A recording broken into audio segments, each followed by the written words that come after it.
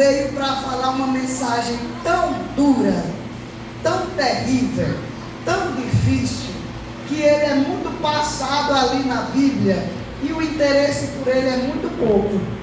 Quando eu vi que a escolha deste tema, santificação, estava no livro do profeta Joel, meu coração já se ardeu um pouco, porque às vezes que eu preguei sobre esse profeta, foram dores dentro da minha alma, foi arrependimento dentro do meu coração, e foi mudança no meu caráter. Amém, Jesus. Então eu estava orando para que a igreja também receba aquilo que esta palavra faz. Aleluia. Quando encontra o coração do crente que quer morar no céu. O crente que quer morar no céu, ele é interessadíssimo naquilo que Deus quer falar com ele.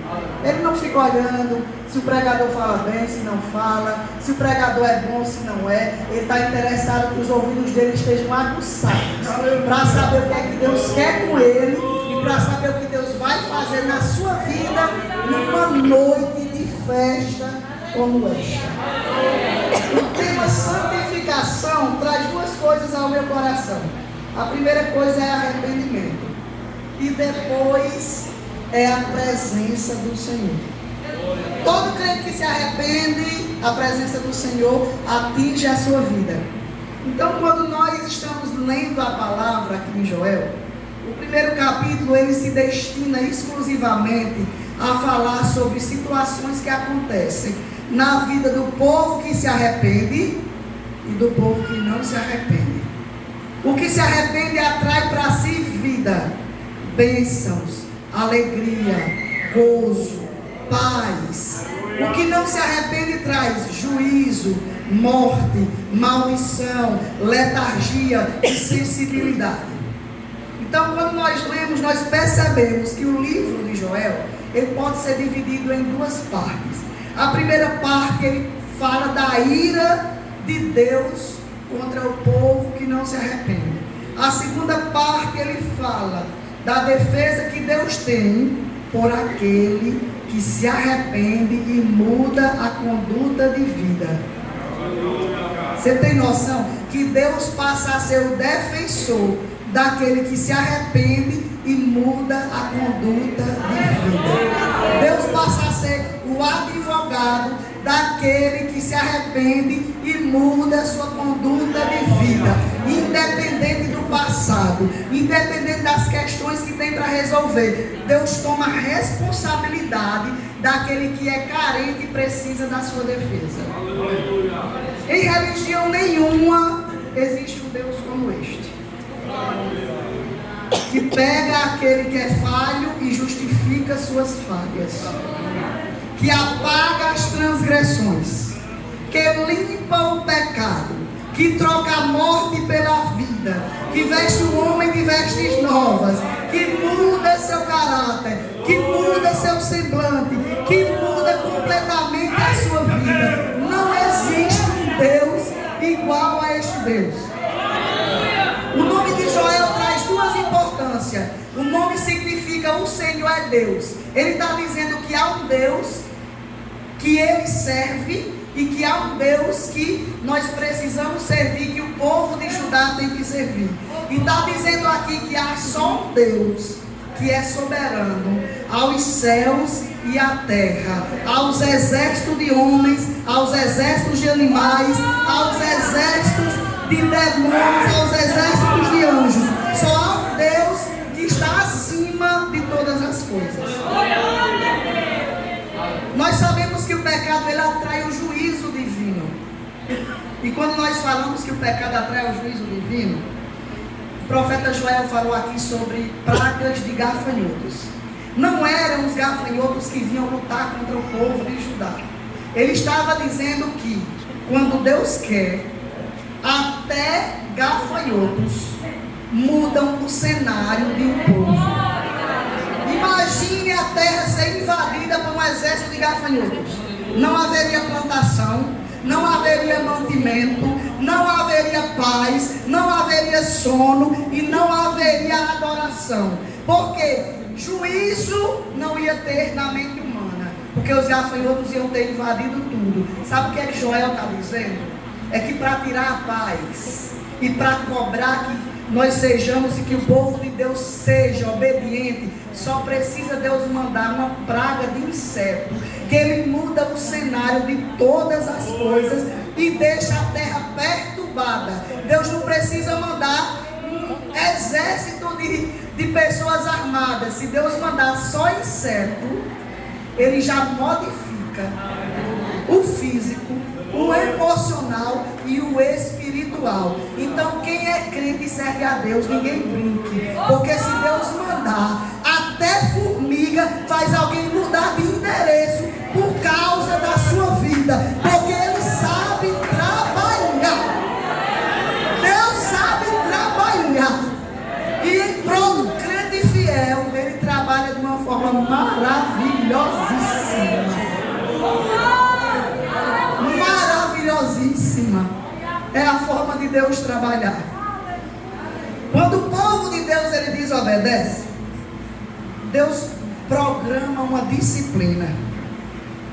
Quando nós olhamos para a história que Deus tem com o povo que Ele escolheu, nós vamos ver em várias ocasiões Deus disciplinando o seu povo. Mas irmã Agnes, não era para matar, não, era para corrigir. Enquanto nós não entendemos que a prova é para correção, que a prova é para ensinamento, que a prova é Deus mostrando ao seu povo que é melhor perto dele do que longe dele, é melhor obedecendo do que desobedecendo, a prova não passa, a tristeza não vai embora, a perturbação fica, mas no momento que nós compreendemos que nós precisamos parar para aprender o que Deus quer nos ensinar, a prova vai embora, o inimigo bate em retirada, a paz volta para o coração, a casa se enche de mantimento, os filhos obedecem, o louvor volta para a garganta e Deus modifica todas as coisas. Mas enquanto você não aprender e eu não aprender, Deus vai apertar, até dizer: meu filho, eu aperto para não te perder, eu provo para não te perder, eu estou contigo, mas eu preciso te ensinar. Porque coisa boa é quando Deus ensina, igreja. Quando Deus ensina é uma maravilha. O livro de Joel é todo cheio de verbos, pastor Adalberto. E são verbos que Deus está ali direcionando o povo. Eu comecei a grifar os verbos e eu fiquei com meu coração assim meio dolorido. Porque ele dizia assim: ouve, fazei, despertai, chorai, gemei, clamai. Irmão, só quem entende isso é crente. Vai dizer para alguém que não conhece o Espírito Santo, vai mandar chorar? Não vai entender.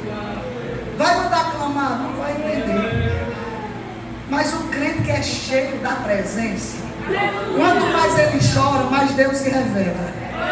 Quanto mais alguém bate, mais o pó fica junto. Quanto mais alguém aperta, mais se aproxima do oleiro. Quanto mais alguém oprime, mais choro e adoração sai. Porque a vida do crente ela é incompreensível para esta terra. E quando alguém não quer chorar, nós choramos na presença do Senhor. E Ele faz algo na nossa vida. Quantas vezes o profeta Jeremias chorou pela causa do povo de Judá? O próprio Jesus, ele olha para a cidade de Jerusalém, e assim como Jeremias, ele olha, clama e chora. Aleluia. E fica observando Jerusalém, Jerusalém. Aleluia. Todas as vezes que um crente ele chora, Deus está observando o gemido do seu coração. Eu nunca vi um crente que Deus tratou não saber chorar, não saber se quebrantar, não saber adorar. Se Deus tem feito isso com você, Deus tem tido muito mais misericórdia de você do que dos outros crentes. Porque eu nunca vi alguém maduro não saber o que é clamar. Nunca vi alguém chamado não saber. Porque para entender o chamado que Deus tem, nós vamos para o joelho, para o gemido, para a angústia, para entender que Deus é esse, que se revela de uma forma tão extraordinária.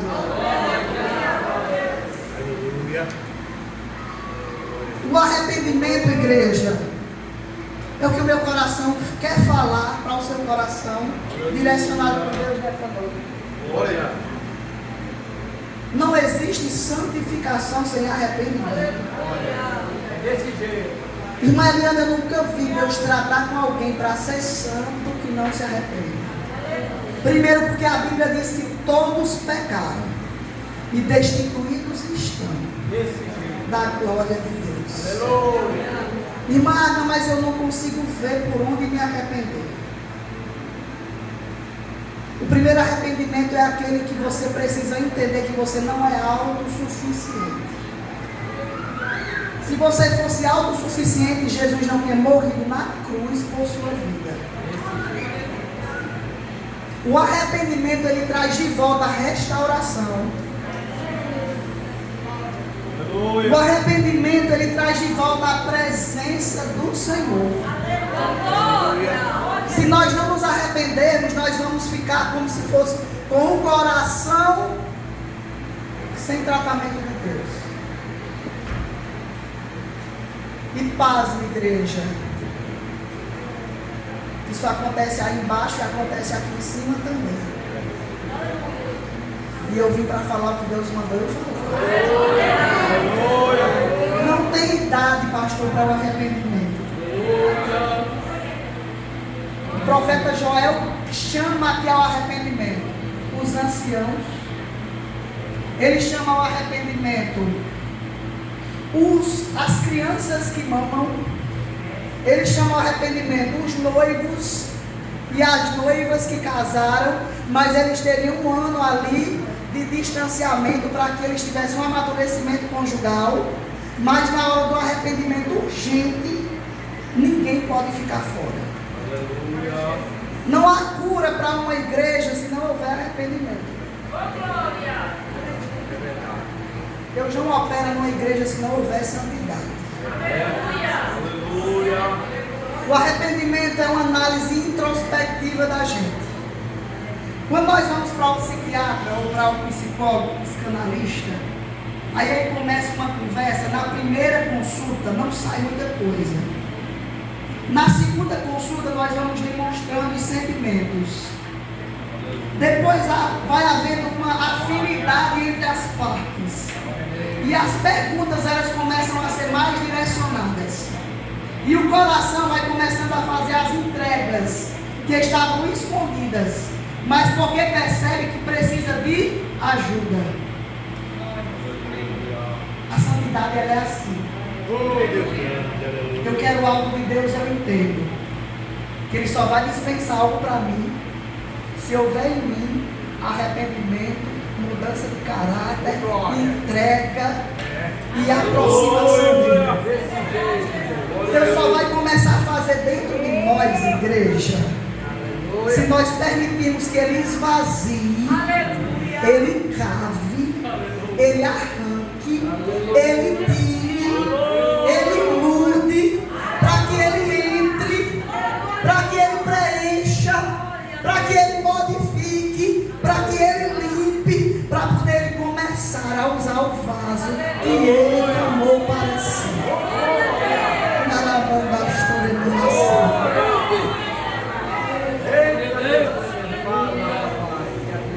O profeta Joel fala aqui de uma soberania de Deus sobre a natureza, e nós temos assistido essa soberania de uma forma. Hoje existem inúmeros satélites espalhados. Aqueles satélites nada mais é, irmãs, do que os homens querendo dizer que vão entender o futuro antes que ele aconteça.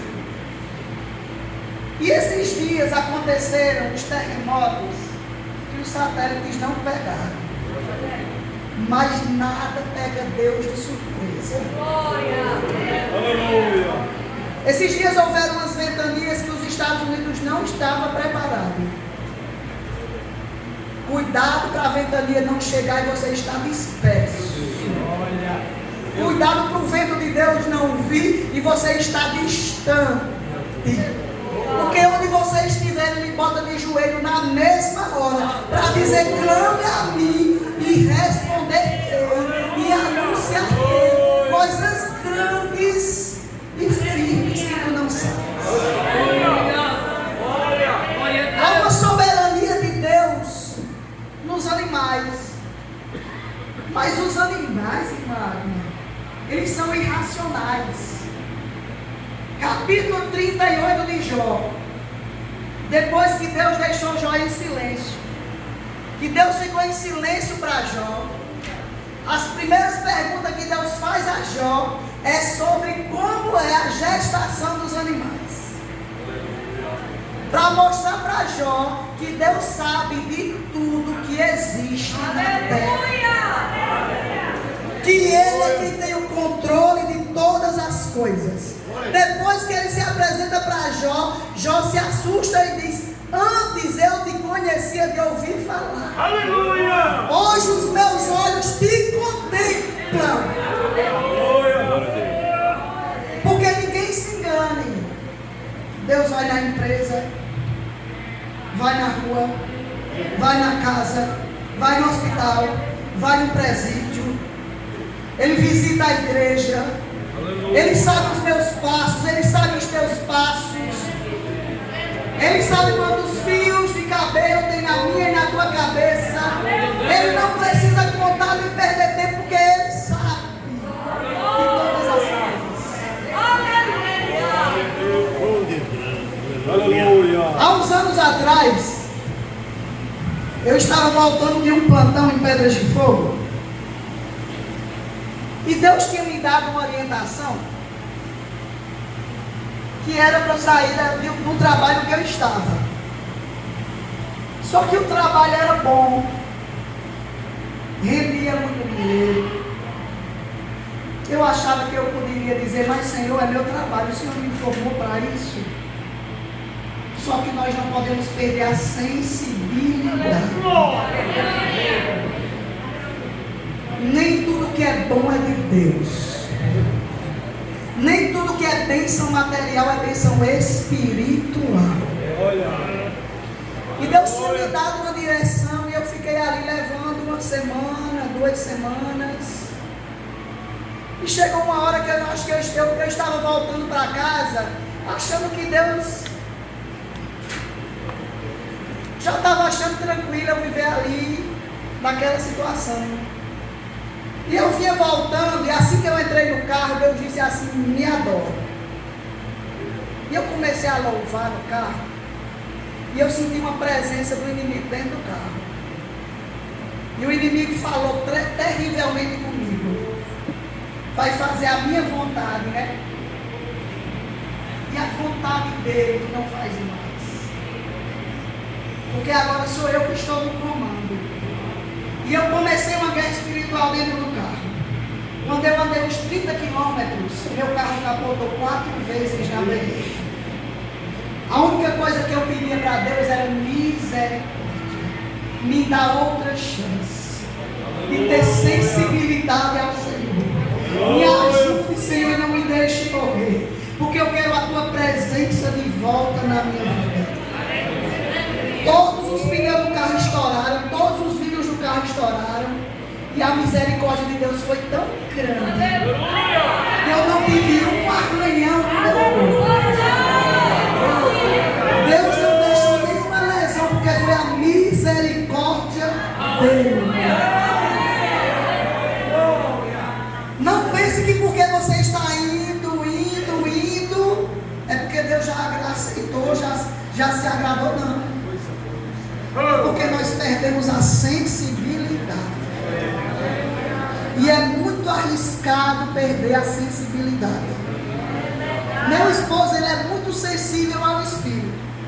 Tem hora que eu acho até demais. Mas quando nós entendemos que nós somos crentes, ou é Deus ou não é. Ou é para Deus ou não é. Ou é com Deus, ou não é. Ou é para a glória de Deus, ou não é.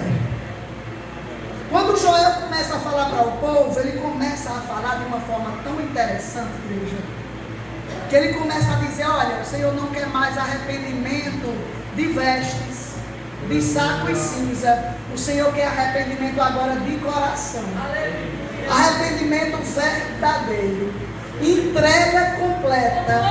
Sabe por que ele está dizendo isso? Porque tem muito louvor que está dividido, muita entrega incompleta, muita gente vivendo de aparência que serve, mas que não serve. E isso não é de hoje.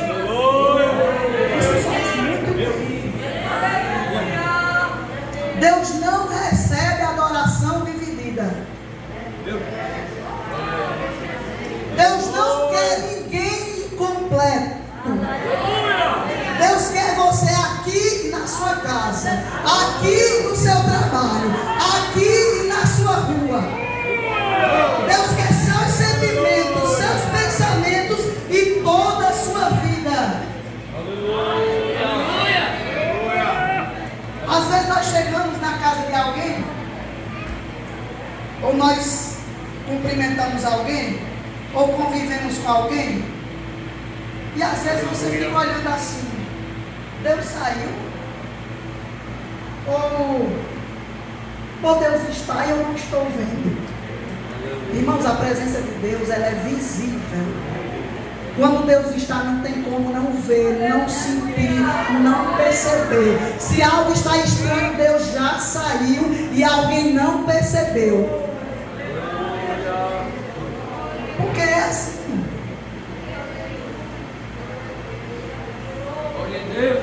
O Deus da aliança, ele é o Deus da restituição. Deus faz uma aliança com o seu povo. O povo começa a viver como quer. Deus, ele é tão maravilhoso. O povo vê que as nações ao redor estão ficando grandes. Aí pede um rei. Aí Deus dá o rei que o povo quer, Saul. Depois Deus vê Saul se distanciando e o povo se perdendo. Aí Deus, todas as vezes que quer tratar com o seu povo, ele levanta um profeta.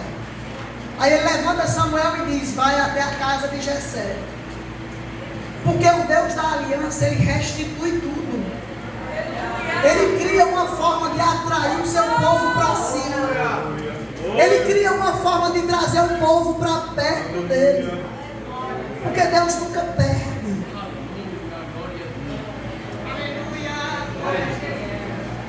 O profeta Joel, ele é chamado profeta, um profeta de Pentecostes, e ele é chamado profeta messiânico do dia do Senhor. Imaginem 550 anos antes de Cristo,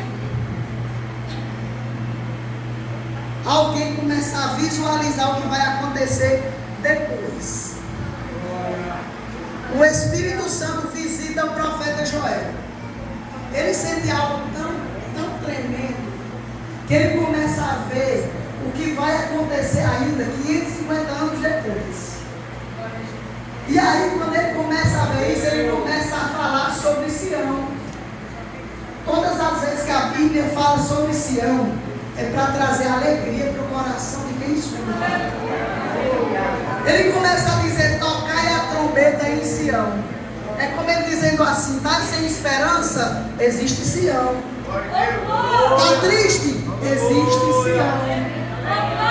Está amedrontado? Existe Sião. Está sendo provado? Existe Sião. É como se ele dissesse assim: igreja, está difícil, olha para Sião. E aí ele começa a falar disso, e começa a falar de uma relação interpessoal com Deus. Primeiro ele começa a dizer que cada um tem que ter o seu relacionamento com Deus. E isso é tão forte. Sabe por quê?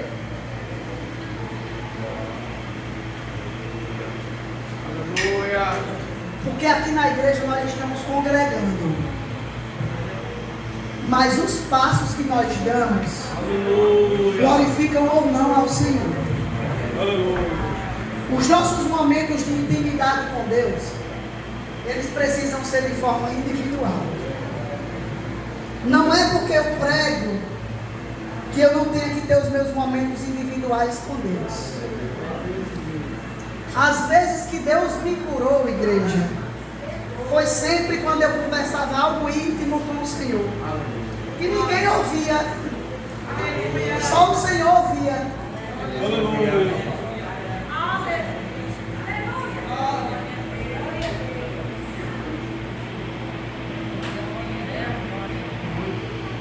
Só o Senhor ouvia. Em um desses momentos, quando eu vinha do trabalho, nasceu um tumor na minha região cervical direita, esquerda. E eu estava num momento de dores. Eu já tinha perdido algumas pessoas da minha família. E eu tinha acabado de receber o diagnóstico de câncer da minha segunda irmã. A primeira Jesus já tinha guardado. E quando eu vinha no silêncio, conversando com Deus dentro do meu carro, Deus me fez uma pergunta. Minha filha, eu sei que está doendo, mas você tem disponibilidade para fazer como eu quero, do jeito que eu quero, no tempo que eu quero, da forma que eu quero, não do seu jeito, nem do seu tempo, nem como você quer. O coração abre, porque o chamado ele não tem escolha. Se você quiser, eu faço o que você menos imagina com você. Porque tem uma hora que nós começamos a achar que somos donos de nós mesmos, que somos queridinhos de Jesus, que já somos salvos, que dá para dar uma folga, dá para vir umas férias. E eu via e Deus disse assim para mim: eu vou te curar desse tumor. Tu topa? Eu disse: eu topo, Jesus. Então eu achava que eu ia ficar jejuando e orando e Deus ia fazer, Maria. Mas foi ali daquela baixa de Santa Rita até lá em casa no Deus. Depois eu dei 25 quilômetros do Rio. Quando eu cheguei em casa, Jesus tinha me curado.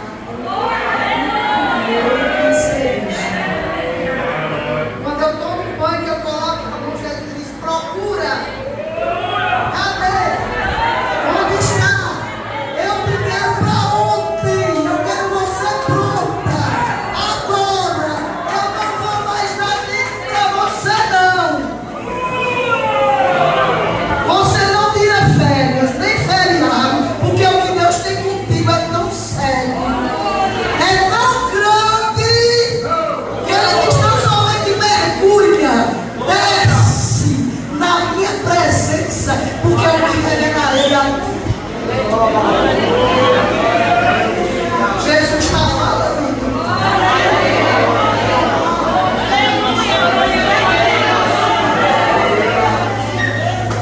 Além de ser novo no teu coração, tem que ter sempre profundidade. Você vai ali para perto da praia, vai para o mar e olha assim o mar ali, maravilhoso. Se você não mergulhar, você... Deus cuida até dos oceanos. Ele está dizendo: meu filho, eu quero profundidade contigo. É você mergulhando e eu me revelando para ti. É você me buscando e eu me revelando. Como eu sou grande e profundo. Toda a pastora iluminação. O arrependimento tem que ser com diligência.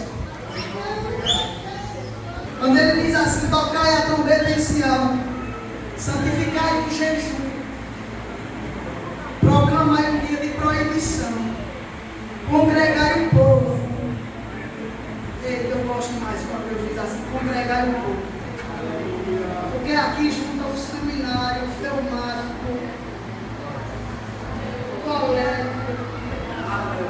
Olha, Deus mistura os caráteres de cada um, os temperamentos.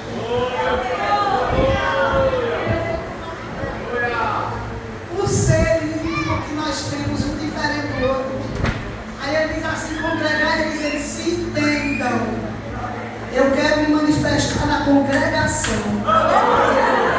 Se compreendam, se aceitem, se resolvam, porque Deus quer me revelar pela congregação. Está dizendo, ame, mesmo ela sendo diferente. Ame mesmo ele não sendo como você é. Ame mesmo você não sendo o melhor amigo dele. Ame.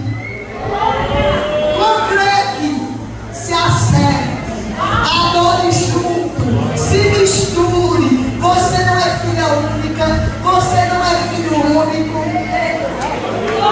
Você tem milhares de irmãos. Tem uns que falam grego, outros falam inglês, outros falam em línguas estranhas. Você tem tanto irmão estrangeiro, igreja.